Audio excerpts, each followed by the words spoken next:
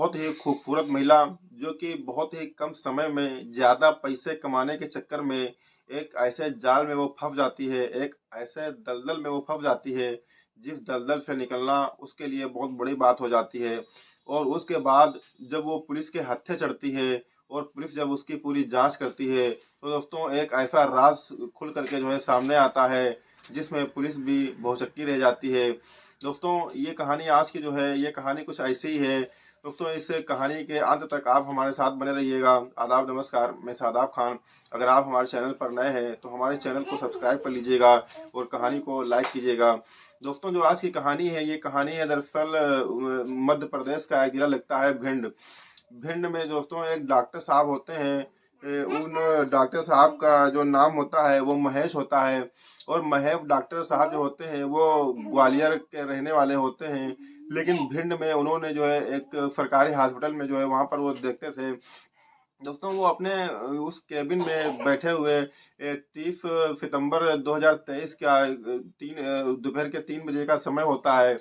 और डॉक्टर साहब अपने केबिन में बैठे हुए मरीजों को देख रहे थे। तभी वहाँ पर एक बहुत ही खूबसूरत महिला वहाँ पर आती है, उनके केबिन में जाती है जब उसका नंबर होता है। और जाने के बाद डॉक्टर साहब के सामने वाली सीट पर बैठ जाती है और डॉक्टर साहब से कहती है कि दरअसल हमारे सीने में बहुत ही तेज से दर्द हो रहा है। उसके बाद डॉक्टर साहब उससे पूछते हैं कि आपके सीने में कौन सी साइड में दर्द हो रहा है। दोस्तों जैसे ही डॉक्टर साहब ये सवाल करते हैं वो खूबसूरत महिला तुरंत अपना जो है टी शर्ट उतार करके ऐसे चढ़ा करके जो है दिखाने लगती है। तभी डॉक्टर साहब तुरंत उसको मना करते हैं और डॉक्टर साहब समझ जाते हैं कि शायद ये औरत ठीक नहीं है। और उसके बाद वो उससे कहते हैं कि शायद आपको एक लेडी डॉक्टर की ज़रूरत है और आपको एक लेडी डॉक्टर को दिखाना चाहिए। तभी वो महिला जो होती है वो महिला कहती है कि ठीक है, जो है आप जो है आप फिलहाल जो है दवा थोड़ी सी दे दीजिए जिससे कि कुछ हमको राहत मिल सके। उसके बाद तो मैं महिला डॉक्टर को ही दिखाऊंगी।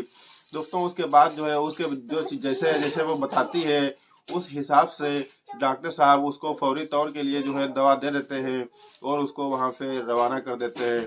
दोस्तों वो दवा लेकर के वहाँ से चली जाती है और डॉक्टर साहब जो है जब क्लिनिक बंद होता है तो उसके बाद वो जो है चले जाते हैं अपने घर पर।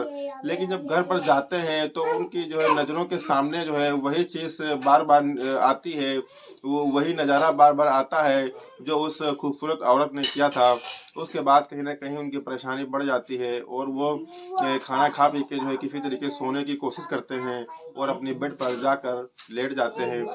जब वो सो जाते हैं तो रात के तकरीबन 1 बजे का समय होता है। और 1 बजे के जो है समय में दोस्तों वो जो औरत होती है वो जो है फिर से यानी कि ऐश्वर्या जो होती है, वो ऐश्वर्या रात के तकरीबन 1 बजे उनके नंबर पर कॉल करती है। डॉक्टर साहब जो अपना फ़ोन उठाते हैं तो उसमें देखते हैं दरअसल ट्रू कॉलिंग के ज़रिए जो है उनको इस चीज़ का पता चल जाता है कि ये फ़ोन जो है ऐश्वर्या का ही है। इसलिए जो है वो जो है फ़ोन उठा लेते हैं और फ़ोन उठाने के बाद उससे जब बातचीत करते हैं तो उधर से ऐश्वर्या कहती है कि डॉक्टर साहब आपने जो दरअसल दवा हमको दी थी वो दवा जो है बिल्कुल भी फ़ायदा नहीं की है और उस दवा को खाने के बाद हमें ऐसा महसूस हो रहा है कि जैसे कि कोई हमारे सीने को ज़ोर ज़ोर से दबा रहा हो। दोस्तों ये बात उसका कहना होता है और डॉक्टर साहब उसकी मंशा को तुरंत समझ जाते हैं और समझ जाते हैं कि शायद ये मुझे अपनी तरफ खींचने की कोशिश कर रही है। उसके बाद डॉक्टर साहब सतर्क हो जाते हैं और उसको जो है एक सलाह देते हैं, कहते हैं कि फ़िलहाल के लिए मैं एक टेबलेट बताया दे रहा हूँ, उस टेबलेट को आप मेडिकल पर ले लीजिएगा, लेकिन सुबह होते ही तुरंत जो है लेडी डॉक्टर को दिखा दीजिएगा। दोस्तों उसके बाद जो है वो फ़ोन रख रख करके सो जाते हैं। और उसके बाद जब सुबह होती है तो सुबह उठने के बाद नहा नहा धो करके नाश्ता करके वो अपने क्लिनिक के लिए फिर से निकल जाते हैं। उसके बाद उनकी नज़रों के सामने जो है वही चीज़ रहती है, लेकिन जब उनकी नज़रों के सामने वही चीज़ रहती है तो इस तरीके से जो है शाम तक तो ऐसा ही रहता है, लेकिन उसके बाद वो उस चीज़ को जो है भूल जाते हैं। और 2-3 दिन तक ऐसा ही होता है कि उसका जो है ना तो कोई फ़ोन आता है और ना कोई कॉल आती है और ना ही वो डॉक्टर साहब से मिलने के लिए उनके क्लिनिक पर आती है। तो इसलिए वो सोचते हैं कि चलो ठीक है अब ये नहीं आएगी।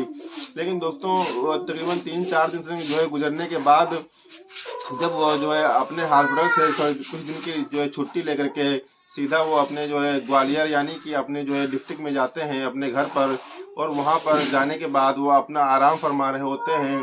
तभी उनके पास जो है 4 सितंबर 2023 को उनके पास एक फ़ोन आता है उसी का, ऐश्वर्या का।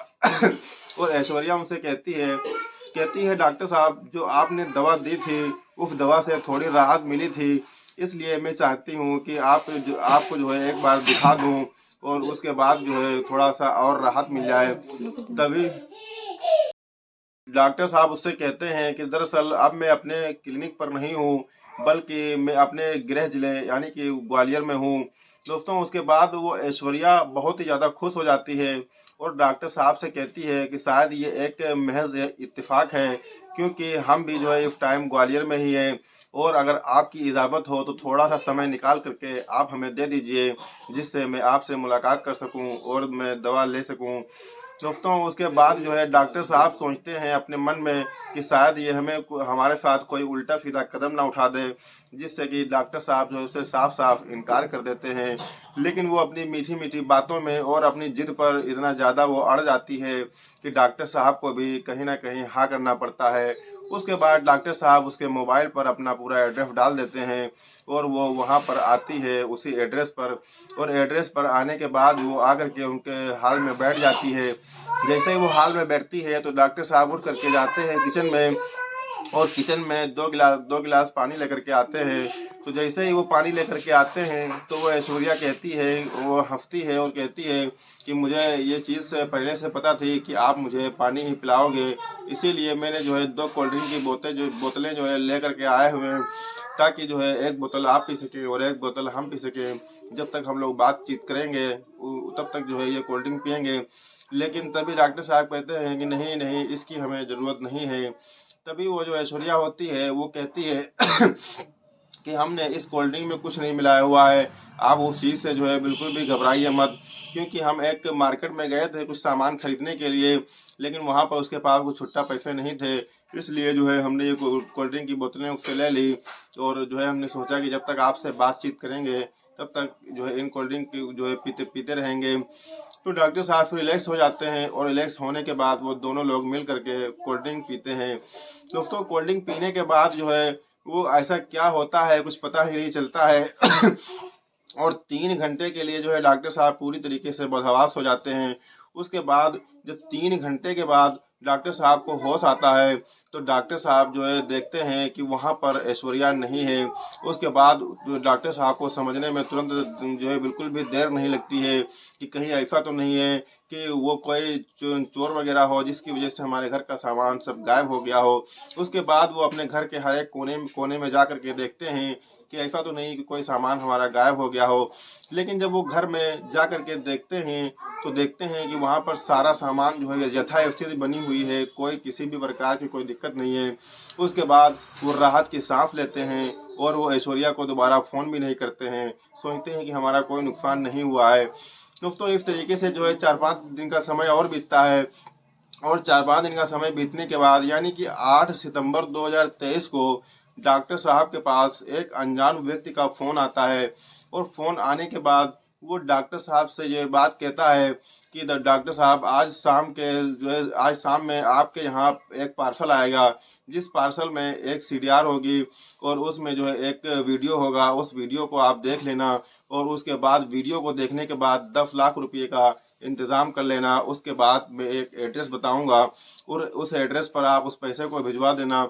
अब डॉक्टर साहब उस शाम होने का इंतज़ार करने लगते हैं बहुत ही बेसब्री से कि आखिरकार जो है उस सीडीआर में क्या होगा।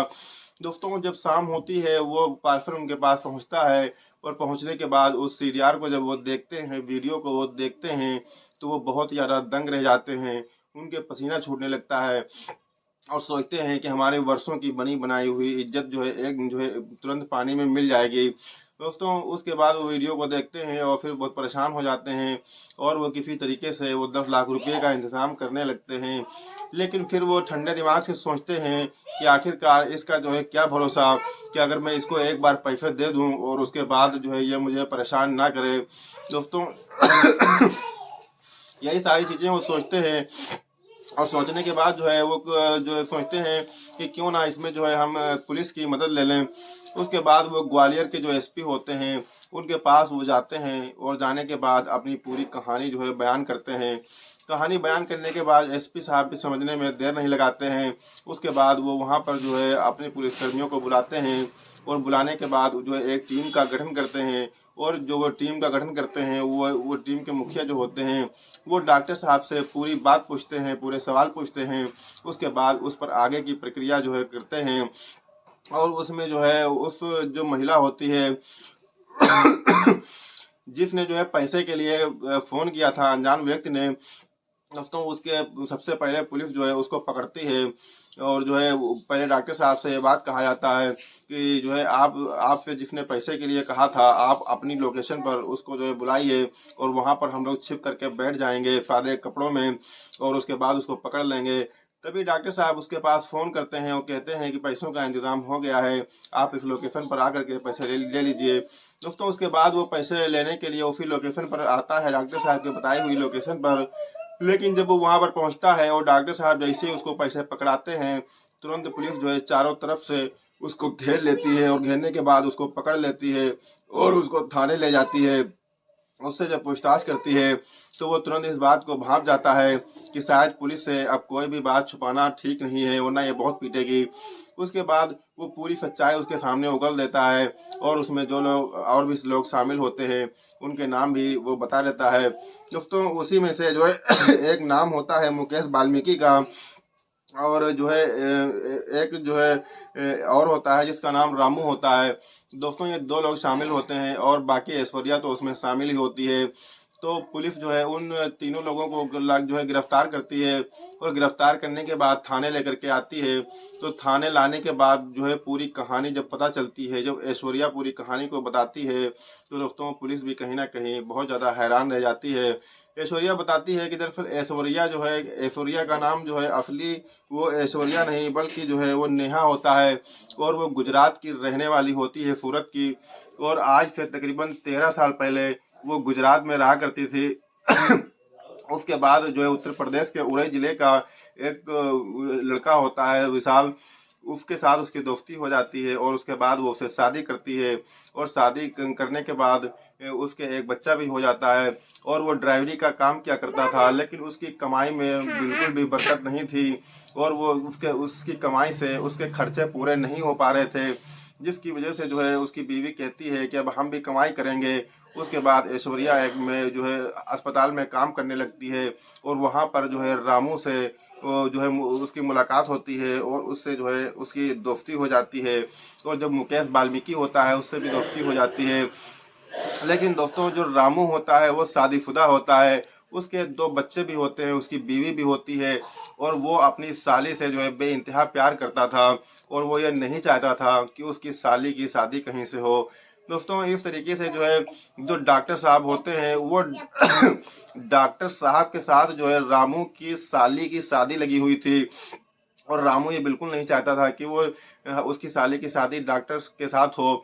इसलिए जो है वो एक ऐसा बहुत ही खतरनाक प्लान बनाता है और उसमें जो है ऐश्वर्या को शामिल कर लेता है और उससे कहता है कि तुम कुछ जा करके वहाँ पर कुछ ऐसे वीडियो डॉक्टर के जो है बना लो अपने साथ, जिसकी वजह से जो है उसकी जो हमारी साली की जो शादी है वो टूट सके। दोस्तों उसके बाद वो वहाँ पर जाती है और डॉक्टर साहब से मीठी मीठी बातें करती है, कपड़े उतार के दिखाती है और डॉक्टर साहब को नशीली कोल्ड ड्रिंक में नशीली दवाइयाँ मिला करके उनके साथ जो है पूरे कपड़े उतार कर नग्न अवस्था में होकर के सारी चीज़ें जो है करती है और उसका वीडियो भी बना लेती है, जिससे कि वो वीडियो ला करके रामू अपनी साली को दिखाता है और वो शादी पूरी तरीके से टूट जाती है और उसकी बहुत ही ज़्यादा बदनामी होती है।